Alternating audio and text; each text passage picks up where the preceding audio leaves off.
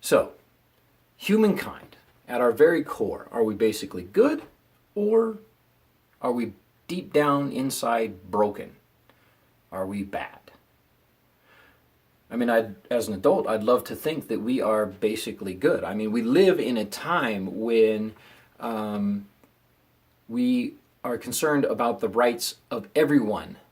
Civil rights isn't just about people with a different colored skin. We want to make sure that no matter your sexual orientation, if you're a female or if you have different colored skin, you're all treated like a human being. We are all equal. We should have equal pay for equal work. Everybody should be allowed to have the same benefits of marriage as anybody else. So we live in a time where we are really breaking down borders and really trying hard to do what is right by all mankind, by all humankind. I mean, I like to think that myself, as an adult, in any given situation, I think about not only about what would be good for me, but what would be good for my family, for my friends, the people that are surround me, and I try to make the best decision for everybody involved. Now, the good news about that is if we're basically good, then we don't need a God to come and save us, because we're already good. So obviously, the Bible is going to say that humankind is broken at its core, that we're basically bad, that all have sinned and fallen short of the glory of God. So how about if we take a look at the evidence around us and let's see if we can figure it out logically whether humankind is basically good or basically bad. Well, unfortunately, I think the biggest clue is probably about how we talk about it. We all say, I try to be good, I try to do the right thing, I try. If we actually are basically good, we wouldn't have to try to be good. We would just be good. In fact, we would have to try to be bad. So we'd have to really work hard at working up road rage when somebody cuts us off and then slams on the brake in front of us. And I think we can all realize how ridiculous that thought is. But what else? As an adult, I really do work hard at making the right choices. But that's because I've been trained that way.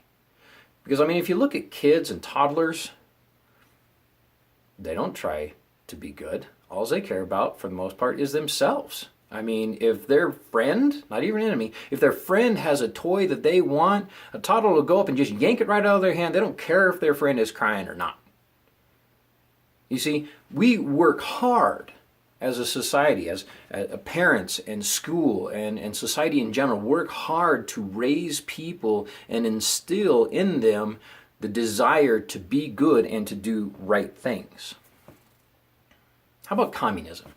Now, see, here in America, we have a very cynical view of communism. You know, it's probably because we've seen it not work time and time again in other countries.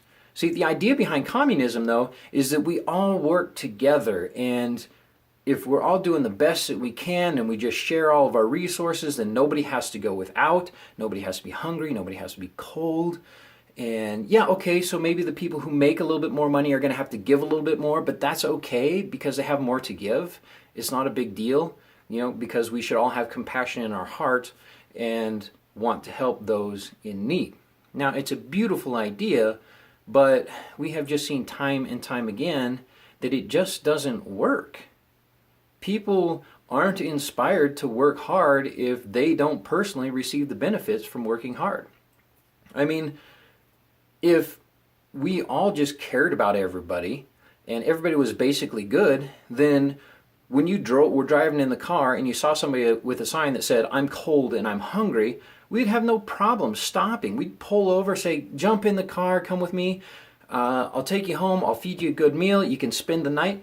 But we wouldn't be worried about that. And we wouldn't have a trouble with that because we'd know that person is basically good. And we would know they're not going to rob us blind. And they're not going to rape our kids while we sleep. And there's not going to be any problems. And it's okay because it's just everybody's good.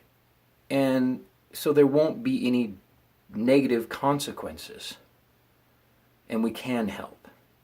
And everything will be all right. So unfortunately, I think if we're honest with ourselves and we take a real hardcore look around at the evidence around us, that the Bible's right.